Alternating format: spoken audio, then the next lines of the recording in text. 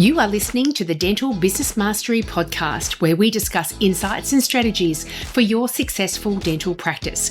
There are also interviews with key people in the industry who have advice and services to help you and your team achieve great success. Welcome to this episode of the Dental Business Mastery podcast. And today I'm your guest, Julie Parker, and I've got a returning guest, Rochelle Fisher of Dental Assisting and Beyond. Welcome. Thank you. I love that as you came into your introduction, the birds were just tweeting in the background. And I'm like, that's definitely your background and not my background. So beautifully timed. Was it really? Little birdies in the background. That makes perfect sense, Rochelle. It makes perfect sense that nature abounds when Julie's around. Do you like that? Yeah, I love it. Thank you so much for having me back on the podcast again. I think this is either our third or fourth time. I think it's 4 now. I think I looked it up, and I know I looked it up, and I think it's already been 3. So I think we're at number 4. So thank you for continuing to share your good news about infection control and stereo and setups and all the things. And surgical and everything, yeah. And it was 2022 when we first started this. So, really 1 a year if we do the math. No, nice, 1 a year. Yeah. And, the way that you deliver your services to dental practices evolves like we all evolve over time. And just a quick explainer, with my background, it's a little bit busier than normal. But as you and I said before, Rochelle, no need to rebook our session together. We're dental assistants. We adapt. We can jump from one room, one practitioner, one practice to another, and we're on the ball. We know what's going on. And that's the thing, isn't it? We have to adapt to the environment that we're in. Otherwise, we're never going to progress anywhere. So I think it's really good to move around a little bit and, adapt and change. That's it. Now, one of the things that has happened since we last had a podcast is that you have won the Dental Assistant of the Year award. Congratulations. Have you got that award right there? Because I'm in my office, not because I, walk around with it. But yeah, look at that. Look at that. It's a big, beautiful award. I have to say, I was on the table you kindly invited me to, and the minute that award came plonking heavily on the table, I was like, wow, that's quality. Yeah, it's beautiful. And they're handmade as well. They're like a glass handmade award. Yeah, it's great. And they've done it beautifully. I'm so English with those things because I've never really told anyone. And then Diane, who does my website, she's like, you need a media page. And she's done this big page. And I'm like, one of my friends who's American, they were like, rah, rah, rah. And I said, that's just the difference between Americans being really like, hey, look at us. And they're Australian and English, like tall poppy syndrome of like, yes, I won an award. Don't tell anyone. Don't tell anyone. But I mean, it was such an honor. And I've been a dental nurse / assistant, depending on which country I'm in, for 29 years now, actually, because I finished school in the July of 1997 and I had the weekend and then I went to the dental school. So 29 years. And what was really lovely, and I know you were there, so I know you know this story, but it was Professor Neil Meredith that was giving out the awards. And Professor Neil Meredith was actually a consultant at Leeds Dental School when I was training there. Now, I didn't personally know him, but we've obviously spoken since then. And it was just this really beautiful full circle of being awarded an award by a professor that I went to the university, the Dental Institute back then, all the way back in 1999, 97 to 99, I was at the dental school. Yeah. That's a really lovely point to make. And I think it's sometimes something that we don't even think about when we're in the middle of our journey in our careers, no matter what we're doing. But as a dental assistant, to recognize that you are partway through your career and it's just going to continue to evolve, and you'll be able to look back and see that journey. I remember when I had my dental practice, and at one point I hired for oral surgery my old boss from when I was 20 years old. And I remember standing there with him standing opposite me going and thinking, what the hell's just happened? I don't understand. It seems to have gone by in a heartbeat. But how things change and evolve. And there are so many things that this industry certainly offers us. And one of those things is this evolution of our career. Yeah, absolutely. And one of my really good friends in England, we worked at a busy NHS practice together, and she still works there now as one of the managers. And last year, my beautiful niece decided she wanted to go and be a trainee dental nurse in England. And I said, if you are going to be a trainee nurse, you have to work on the NHS. You have to do it. It will set you up for life. You can go in your fancy cosmetic clinic afterwards. And my really good friend, Natasha, I said, hey, do you have an apprentice role? So my niece, who Natasha and I played with when my niece was like 4 years old, is now her manager, and she's a dental nurse. So That is so terrific. To watch this. And the dentist that I worked for in England, we used to have her daughter in the next room, and we kind of all just managed looking after her. And now she's a dentist. And last time I was in England, she gave me a little bit of Botox. So, just this, I just love it. It's like just watching everyone grow and again, grow and adapt. Because yeah, it's a wonderful thing. So for people that may not be aware of you, and I can't imagine that there's that many out there, but tell us a little bit about what Dental and Assisting Beyond offers dental practices. What doesn't it offer dental practices? It's everything in a box. I love it. Yeah, I mean, I put the beyond there because I knew it would just naturally grow like anything does. And it was back in 2020 or 2021. 2021.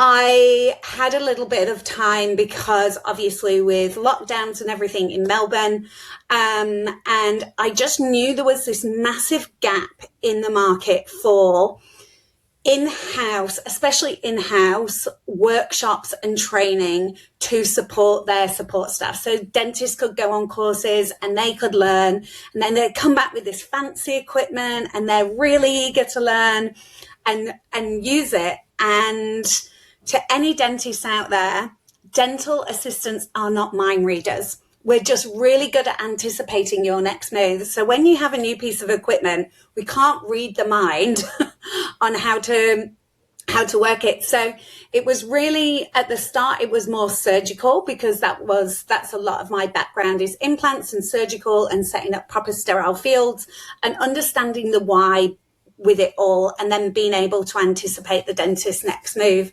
And then as it kind of grew, I started doing a lot of four-handed dentistry, because that's something that's really important in a practice. And with that goes hand in hand with ergonomics. And because I'm also a yoga teacher as well, that kind of weaved into that. And as you and I spoke a few years ago, you're like, you need to get online. I'm like, no, I love like in-person training. But then I realized that to get to everyone in Australia, and some practices, it wasn't on their list of priorities at that time, but the DA really wanted to do it. So she'd just buy the course and do it herself online, which is amazing. I've got quite a few DAs that do that. So really we teach surgical skills, we teach four-handed ergonomics, and then I have partnered with the wonderful Dr. Rosalind Franklin, who is my very close friend now and mentor in all things infection control. So I go and do a lot of audits with her, and then she loves how my brain works, because I still work a little bit in clinic. I'm like, really, we need to educate them on this as well. So we do infection control a little bit different than your normal standard regimented going on. We do a lot of practical things in-house as well, and scenarios that, you know, will benefit you and happen every day. So we do online and in-person training still. And like you said, it just keeps growing and growing. And a lot of what it's turned into as well, which as I've been training and watching, is the biggest thing: communication. And now, so we really teach communication skills between a dentist and a dental assistant, because they are very, very different. And working with Rosalind as well, because obviously she was a dentist before she became a cross-infection expert. Our languages when we talk are quite different sometimes. I'm like, and she will call me going, how do I speak to a DA like that? And I'm like, right, okay. And we have these lovely conversations. So a lot of the training, even though I'm still doing a lot of clinical training, the fundamental part of that is really the communication skills in a practice. I love that. And you're bringing me back to the thought of when I was a young dental assistant growing up, throughout most of my career as a dental assistant, there are so many conversations I didn't have. It didn't even occur to me to have them. I was just in that space of, no, I'm just going to anticipate what's needed. But I was speaking at a webinar in front of a group of dental assistants. And I said what I now, teach as a consultant, that have these conversations. If you are unclear as a dental assistant how to use the piece of equipment, how to welcome the patient in, how much interaction to have in the surgery. If I see something, dentist, and you're not seeing it orally in the mouth, do you want me to flag that for you? Rather than guessing and trying to anticipate what the answer is, get into the routine of becoming comfortable with sitting down with the dentist and saying, this is what I'm thinking. These are the questions I have. Tell me what you think. And that can develop such an amazing working relationship. And I love that you said that, Julie, and that's something that we train in all our courses. It doesn't matter what course you do with me, is I train first thing in the morning of our morning power move, which I try and train the dental assistants to print off their day sheets to run through all that day. Julie's been in, it's a 6 monthly, she's not had bite wings in 2 years, And it's not for and this is just between the dentist and the assistant in the room. I know some people will have a big, what do they call them? In Australia, they have a big morning huddle. Morning huddle, yeah. Yeah. But I really try and encourage them to have like this huddle just between the dentist and the dental assistant, but not the dentist telling the assistant running this, because the dentist knows what they're doing. They know what molar clamp they'll need and And for them to really take ownership of this and start saying, rubber, and will you be using rubber dam for this? And where would you like it punched? And because then they're not anticipating. Like you said, they're understanding and they're learning. And then you get this lovely teamwork throughout the day. Then at the end of the day, I say, have a powwow. And we all know dentists will say, thanks, Julie. Great job. See you later. And it's like, well, what is, and I know we discussed this just before the podcast, what is great to you? What does that look like to you? So instead of just saying, great job, Julie, see you tomorrow, like, Julie, when you got that rubber dam prepared for me today, or how you did that today was great. It made my day flow, Alternatively, we all know sometimes in dental, it happens. We have those days that are nightmare days. And in those situations, it's like, oh God, that was a crazy day, wasn't it? See you tomorrow. I hope it's better. Like, dissect that. Rochelle, today, when you did that, it actually stopped me from working at that point. When you didn't have the scanner set up properly, then I had to do this. Okay, well, I didn't have the scanner set up properly because no one's shown me how to do it. Have you got 2 minutes now to show me? And this really beautiful adult conversation is starting to happen of like, I know he doesn't like it when I bring the patient in the room when he's not ready. I know that he really loves it when I start triaging a patient and have everything set up, because we're human and we all like different things. So it's finding what their little things that they like, but that adult communication, instead of going out to the front desk, and you and I have been around the block a few times, we know it happens, of going, oh God, Rochelle's just a nightmare today, and whining, whinging to someone else. And it's like, no, I know no one likes confrontation, but this is where we start building proper, mature, healthy teams and relationships with each other. Because we spend more time with a dentist than we do with if we're working with them 5 days a week, than we do with our family. And our legs are straddled together. Give me another legal profession that you're in such close proximity with this other person. You need to learn to communicate properly. And yes, you and I are a little bit more mature. And would I have done that when I was 18? Hell no. But having people like me mentor the dentists as well, because I don't just mentor the DAs on my VIP academy, I'll mentor the dentists with them as well. Like, don't do that for them. You're teaching them a bad habit. You're setting them up for failure by doing that, and this has all come from my experience, and probably the same with you with practice management. You're like, if you do that, you're setting that person up for failure. Like, teach Can I them just say, amen, sister.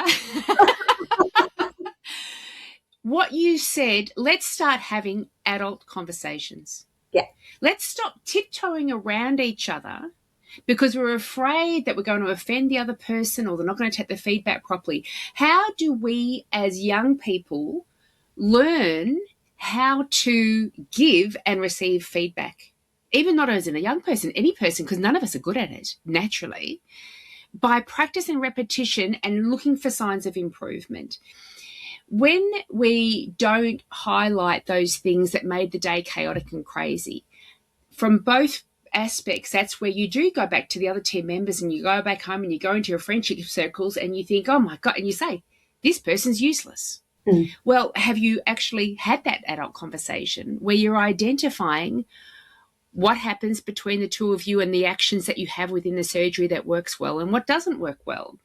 And why are we making the conversation about what doesn't work well so taboo? Because it's the ignoring of those aspects that's perpetuating this terrible aspect of working so closely with another human being. It doesn't need to be this way. We need to talk about having these kind of conversations and what role each of us will play within it. And the meaning that we attach to feedback will quickly shift from something that's difficult, uneasy, and uncomfortable to this is the pathway that we've decided to take to work so well together. Yeah, beautiful. And two things I took from that as well, and how I learned really good feedback was not through dental. It was in my yoga teacher training. So when you do your yoga teacher training, you do a class, you put your little heart and soul into it. And then at the end of the class, another teacher will give you feedback. Now there's rules of feedback, and they give you these rules when you are doing your teacher training. You sit there with your palms up and open because you are willing to receive. So that's the first. And then, obviously, this is horrifically hard for me. You cannot, I repeat, you cannot interrupt the other person while they speak for maybe 5 minutes of giving you feedback. And after that, you cannot give an excuse or a reason why. You just have to say, thank you so much for your feedback and gratitude to you. Thank you, Julie. And then you can take on what you want from that and leave, but you cannot go to, well, actually, I did it like you just have to say, thank you for your feedback. And that I started really looking at how can I bring that into a dental environment? And one thing that I've got Rosalind doing as well as myself now is when we do, especially when we're doing more, not in a private clinic, but more of a public infection control workshop, that it might just be one person from a practice. I talk about the disc profile.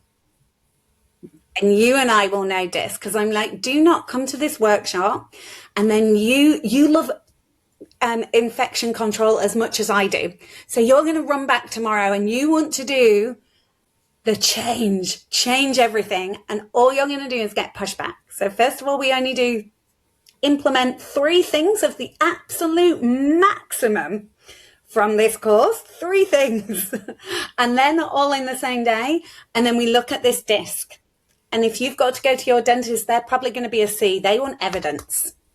And so we start teaching them different personality traits that I can't communicate with you the same way I would communicate with Rosalind or someone else.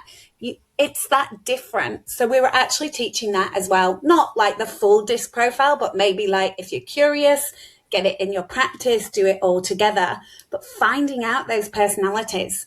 How I speak to one person is not how I'm going to speak to someone else. Yeah, that's true. That's absolutely true. And I love the journey of how you, as an individual, learned to receive feedback well. I love that you said that part of it was that you don't get the chance to say, but this is why, and this is the excuse, or this is the reason. They're all legitimate, but recognize how ego is playing the only role in that space. The only reason why we feel like we need to defend ourselves in the moment is because of ego, not because of growth. But recognizing, I'm not saying that ego is wrong or that you probably had very good reasons. We always have very good reasons why we do things a certain way, but it is a beautiful self-awareness, self-development thing to master, to be able to feel that need to justify ourselves and by choice say, no, that's okay. I can just stop talking right now and I can just say thank you for that. I love that you mentioned that story because I had the same thing. I learned how to process feedback really effectively, not in dental. I did Toastmasters, which is a public speaking group, and I did that for 10 years. And when you first go into Toastmasters, and for people who aren't aware of it, it is a terrific confidence builder in terms of making your voice heard, but also recognizing that the way we deliver our message plays a very important role. And so I'd encourage every dental professional and auxiliary staff member to do Toastmasters because it helps enormously just in our interactions with each other and also with patients as well. But at the start, you stand up there and you deliver your carefully worded 7-minute speech. And then you have to sit there and have somebody in front of 20, 30 people analyze that speech and tell you what went well, what didn't land terribly well. And you just have to, and you don't get a chance either. You don't get a chance to say, oh, but this is the reason why, or you're wrong there. And they always say, it's not, no one's wrong here. It's people's opinions. That's all it is. And at the very first speech where I got feedback, I was like, I was trying to put on my, you just lost the Oscar face. Like you're smiling politely, nodding along. Great. I'm so comfortable with this. This is great. Where internally you're like, I hate this. And the feedback I got from that first speech was that you say too often and you're speaking too quickly. And so I said, thank you very much. Felt terrible. Then the next 2 weeks goes by. I prepare another speech. I take those points on as consideration. My mentor, you always get a mentor, he said, don't worry about the ums, just slow all the way down. The ums will take care of themselves. They will just disappear the minute you slow down. So I took faith in what he said, delivered my next speech very slowly. All of a sudden I was thinking more clearly, could remember my lines as I was up there, which was amazing. Before I was going so fast I couldn't even think straight. And indeed the ums stopped as well. And that next evaluator of my speech said, wow, you've improved enormously. You were going nice and slow and you didn't say one congratulations. Now here's the next thing to work on. And I was like blown out of the water of how that felt. I had an experience of such quick progress that in that moment, feedback flipped, and I was so eager to listen to that next point of improvement, and I couldn't wait for my next speech so I could tackle that one as well and put that one to bed and get to the next step. And I agree, we learn these things, and I was the same as you. This is possible in dental surgeries. How can we make it so? How can we shift and change what feedback actually means? It's not a criticism, it's growth, it's progress. And as Tony Robbins says, this answer to happiness in human beings' lives is progress. When we're progressing, we're happy. If we don't give feedback, we're not letting someone grow. You know, if you don't put a plan in a bigger pot, it's always going to be in that pot. You know, did Tony Robbins say that? Probably. See, I do that. It's because I've said The minute we start saying focusing on we say It's just the way it works. So the thing that they teach you in your yoga training as well, when you go they go, I'm sexy. Every time you say you have to say I'm sexy. So it just stops you saying it, because you're not like halfway through a downward dog. I'm sexy. I'm going to be doing that all over the place. I love that. I'm going to say on purpose so I can say that. The podcast of I'm sexy. Well, how did that come about? Jokes aside, though, feedback is the biggest thing and the biggest gift you can give another person, because you can take that, like you said, you can take it away and you can listen to it and you can dissect what you want to take from it. You know? Yeah. You can decide. Take it, listen, go, might have a little bit of a point there. I had someone give me feedback on one of my courses the other week, and when I actually went back in, the recording had looped a little bit. No one else had told me. But from downloading it from one thing to the other, I found it. I was like, thank you for letting me know. Like, thank you. This is good. Yeah. So now, obviously, I'm re-recording everything. And when we're talking about that relationship between the practitioner and the dental assistant, it is the difference between having possible tension within that relationship or just having a magnificent relationship that you so thoroughly enjoy turning up to work every day, both finding that relationship quite fulfilling. And the difference is effective communication. If we brought this back to a framework that everyone understands, a marriage, can you imagine a marriage where both parties are just saying the nice thing, never tackling the difficult thing, so tiptoeing around each other constantly? How much intimacy will they have? How close will they be? There's no level of vulnerability there, allowing us to move into that more trusting, fulfilling space. And so it's so worth the effort of going down the path of it. And when you were mentioning before having the little feedback session at the end of the day, always think because sometimes we're always expecting it from the dentist. Hey, dental assistant, why don't you say what's helpful from the dentist perspective as well? But we can mention the positives through the day very easily. And you would remember this too. Every now and again, you'd have a dentist that the patient would say, Rochelle's fantastic. And the dentist would say, Rochelle is so great because she anticipates my every move. Or as we're moving through a treatment, you would pass something to the dentist or do an action for the dentist, and they'd say, that's great. That's exactly what I needed. Just verbalize what's going through your mind, because every time you say to somebody, that's great, I love that, that's reinforcing in them, that's success. I'll keep doing that. And so you do that often enough that when you do get to a point where you say, when you didn't set the scanner up on time, that's the thing that kind of threw us out. It's a softened blow, because you're not just peppering them with bad things. You've prepared them that they know all the things they do right. So hearing the odd feedback item, totally acceptable, especially if you are in the routine of it.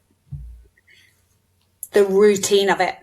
And I'm going to liken the DA and the dentist to when I walk my dog in the morning. He sits, and when he sits, he gets, good boy, and a little pat. And so he's in the routine of knowing he gets praised. Like, he knows when he's doing well because I'm telling him. When he sits without being told, he gets praised for it.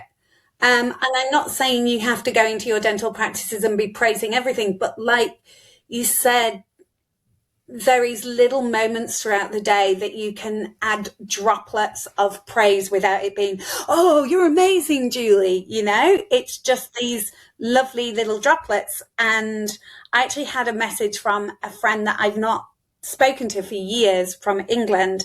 And we just happened, her, very long story short, her now sister-in-law was a dental nurse for maybe about 9 months before she went off to dental school. And I would have probably only been about 20 at the time myself, but I was her teacher. I was training her and showing her what to do.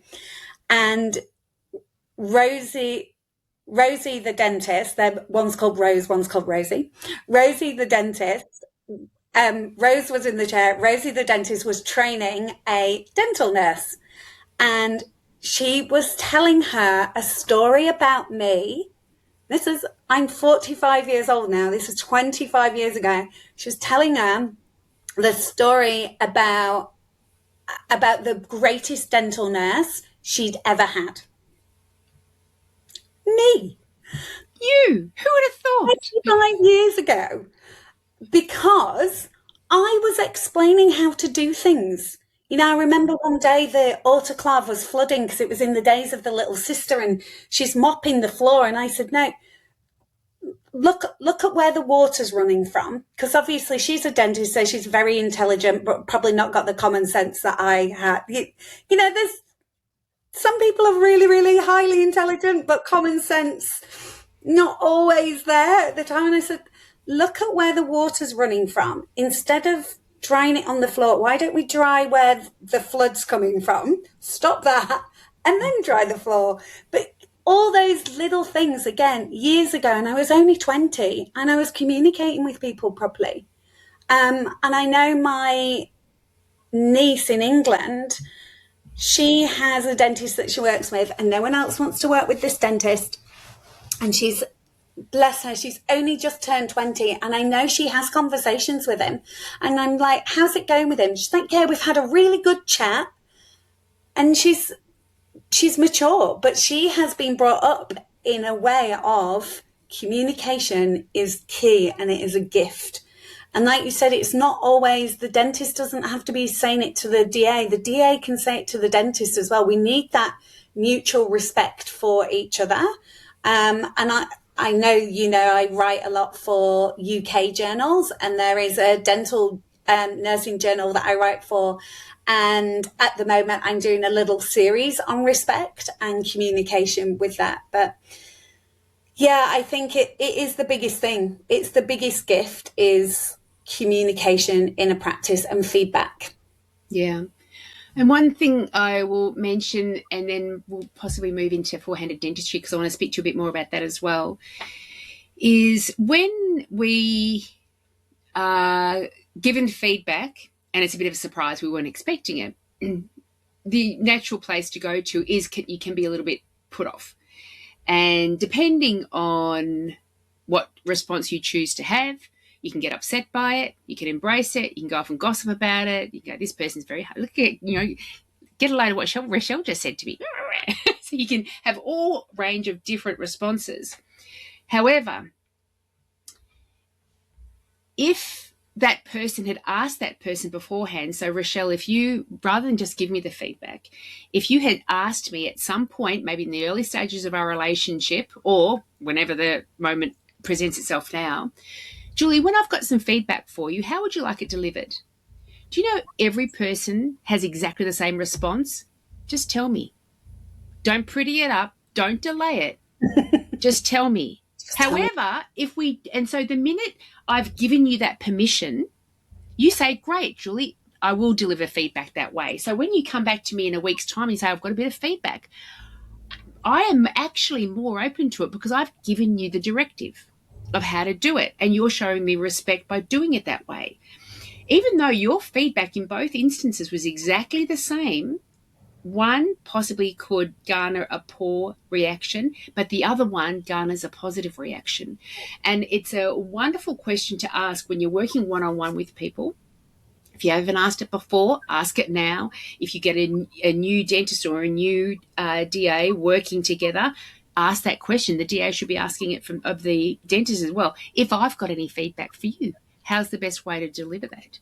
If I feel like, because you think of the great feedback that dental assistants can provide their dentists, communication skills, how to build rapport, making sure the patient is comfortable, all the things that you notice that the dentist may be quite unaware about. But just ask the question. But even as a team, as a manager and your team members, as two partners who own the practice, all the, one team member against another, let's decide, let's ask the question, go around in a team meeting. How would everyone like to receive feedback? Get that permission. It will change the way it's received. And just before we move on, because I think this is such a great topic, because it is so taboo, isn't it? And people would much rather just go and, talk to someone else about it. Like, oh, they said this. But I think when practices are onboarding or at an interview stage, say one of our values, one of our key values in this practice is feedback, because feedback equals growth. How do you feel about feedback? Can you tell me an experience, like you just said? Do you have an experience? Do you have an example of feedback that was given to you, whether, and it doesn't have to be good. Oh yeah, someone gave me this feedback and now I'm amazing. Like, oh yes, the first time someone gave me it, I went home, I cried and but after a while, I might have unpacked it with someone at home and they said, well, actually, you do that. And have it as part of your interview. Have it as one of your key values in your practice. Feedback equals growth. Yeah. And all the way around. Need to trademark that one. Yeah, that's right. That's right. And all the way around. So when you're onboarding new people, recruiting for new people, say, we'll be delivering you feedback, but you'll be delivering us feedback too. And it comes back to that, concept of what can I do for you that I've been teaching teams for such a long time. It is as part of every performance review, what in essence you're saying to the employee is, this is what you can do for us. And then ask the question, and what can we do for you? How can I, as a manager, as an owner, provide a better environment for you to learn and grow? And when we have that constant question in our mind of what can I do for you, it can help to bring about and foster within that team culture this kind of feedback.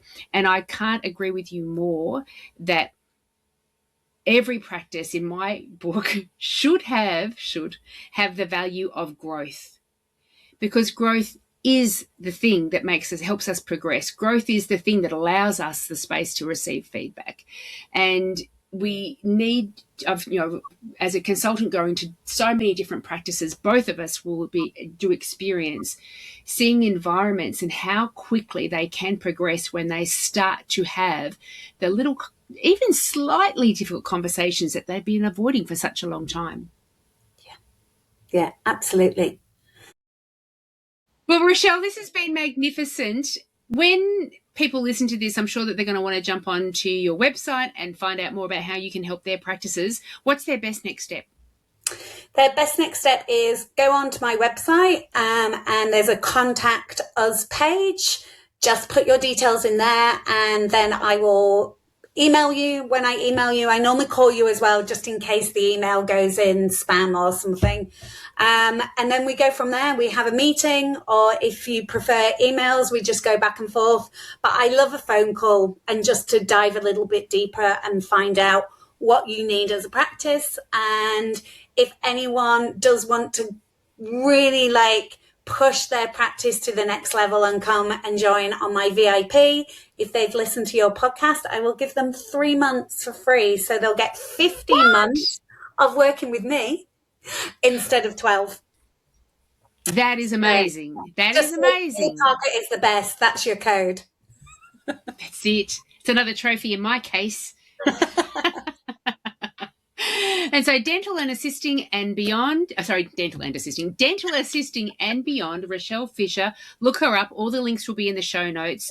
Rochelle, until next time, thank you so very much. Thank you so much for having me, Julie. I just love being able to talk to you and just like our brains just kind of burst together. I love that. So thank you so much for having me on the show. And you can follow me on Instagram as well. I do lots of tips and tricks on Instagram, and I do have a free tip of the week. You just have to subscribe to my email. So thank you. Perfect. Perfectly done. Wonderful, wonderful. I'll see you next time. Thank you. Thank you. If you enjoyed this podcast, then I encourage you to head over to dentalbusinessmastery.com.au. You will find all the information that you need if you would like to gain our assistance in helping you and your team achieve great success. If you would like to find out more, you can also email us directly at info@dentalbusinessmastery.com.au. Thanks so much for listening.